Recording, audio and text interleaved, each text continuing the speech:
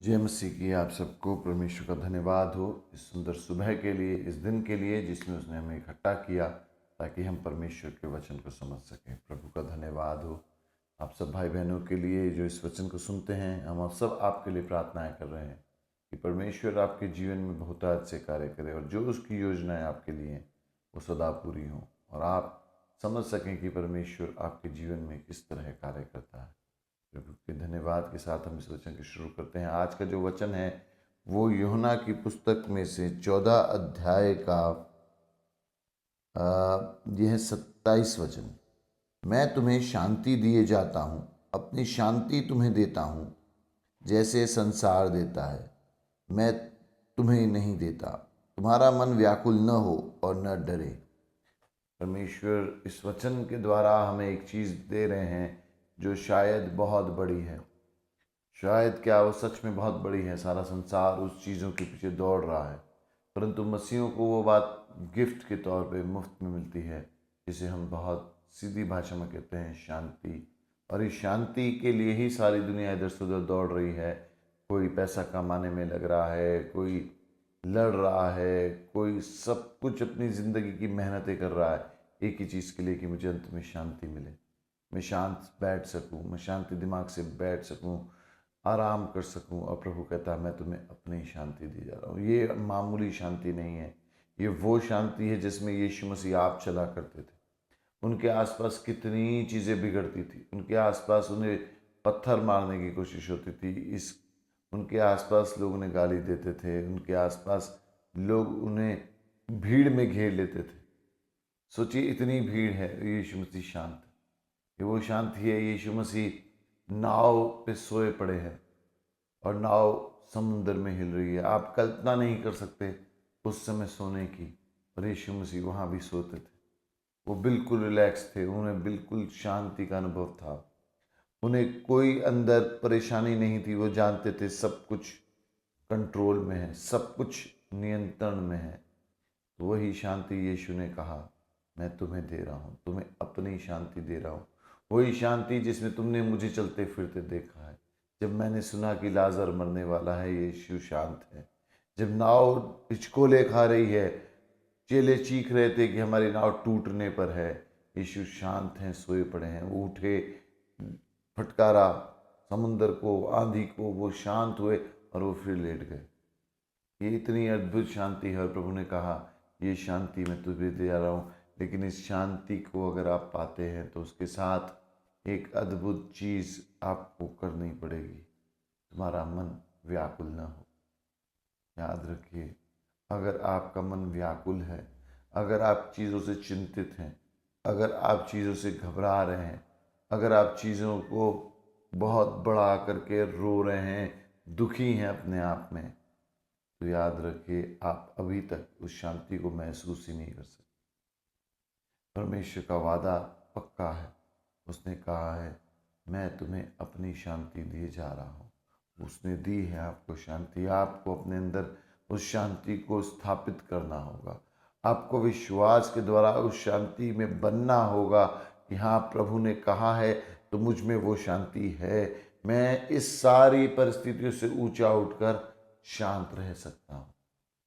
आप विश्वास कीजिए, आप में वो सामर्थ है कि आप इन सारी परिस्थितियों से ऊंचा उठकर प्रभु के चरणों में परिस्थितियों को डालकर शांत रह सकते हैं, क्योंकि प्रभु ने वादा किया है मैं तुम्हें अपनी शांति देता हूँ, जैसे संसार देता है मैं तुम्हें नहीं देता। संसार की शांति अस्थिर होती है, वो परिस्थितियों पर निर्भर होती है। आज परिस्थितियाँ अच्छी हैं, आपकी शांति रहेगी। आज परिस्थितियाँ खराब हैं, आपकी शांति चली जाएगी। संसार की शांति कभी हिलती नाव में मौत की खबरों पे नहीं होती, वो परिस्थितियों पे होती है। वो जन्मदिन पे हो सकती है, वो किनारों पे हो सकती है, वो मृत्यु के क्षणों में, वो हिलती नाव में नहीं हो सकती। लेकिन प्रभु कहता है मैं तुम्हें अपनी शांति देता हूँ। जब समुंदर के गहराइयों में जब सब कुछ डूब रहा हो, आप शांत रह सकते हो, यदि आपको विश्वास हो कि परमेश्वर ने आपको अपनी शांति दी है। यदि आपको विश्वास हो कि परमेश्वर जिसमें खुद चलता फिरता था वो शांति आपके पास है, तो आप शांत रह सकते हैं। प्रभु का एक और वचन है सॉरी, ये 2 का 16 नहीं होगा, 2 का 13। एक पहला कुरिन्थियों, ये है 16 का 13 वचन। जागते रहो, विश्वास में स्थिर रहो, पुरुषार्थ करो, बलवंत हो।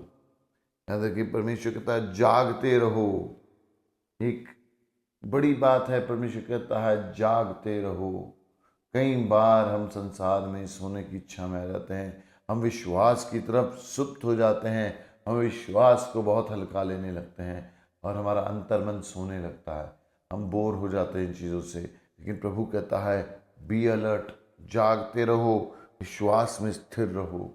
अगर आप सोते रहेंगे, अगर आप परमेश्वर की तरफ उदासीन होने लगेंगे, तो धीरे धीरे धीरे धीरे आपका विश्वास कमज़ोर होता चला जाएगा। आपको जागना होगा।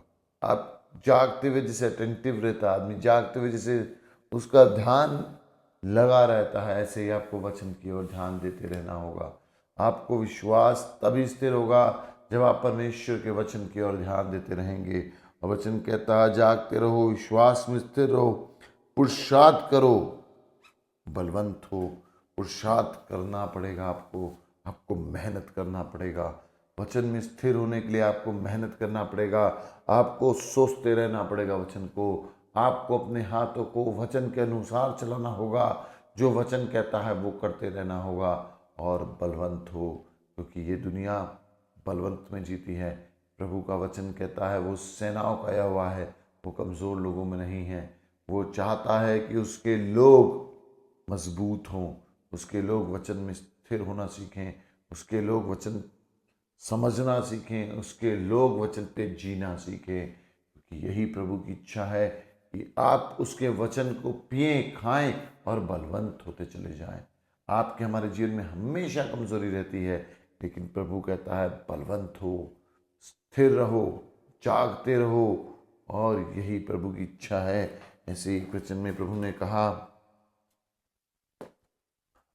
यह है व्यवस्था विवरण की किताब 31 अध्याय में, और यह है 6 वचन। तू हियाव बांध और दृढ़ हो, उनसे न डर और न भयभीत हो, क्योंकि तेरे संग चलने वाला तेरा परमेश्वर यहोवा है।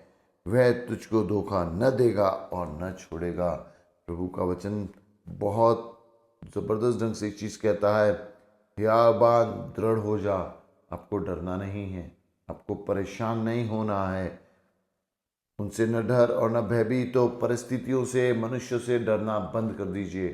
कोई आपको नहीं डुबो सकता जब तक आपको परमेश्वर में शांति में रहना आता है। आप शांति से बाहर आएंगे, आप डूबेंगे, लेकिन अगर आप शांति में हैं तो आप नहीं डूबेंगे। विश्वास कीजिए, क्योंकि तेरे संग चलने वाला तेरा परमेश्वर यहोवा है। याद रखिए, आपके साथ जो चल रहा है वो किसी और का परमेश्वर नहीं, वो आपका परमेश्वर है।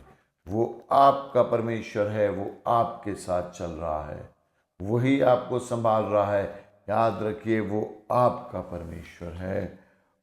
वह तुझे को धोखा न देगा और न छोड़ेगा। इस संसार में आपको कोई भी धोखा दे सकता है। आप जिस पे भरोसा करें, हो सकता है वही आपको धोखा दे दे। आप जिस पे भरोसा करें, हो सकता है सबसे मुश्किल समय में वही आपको छोड़ जाए।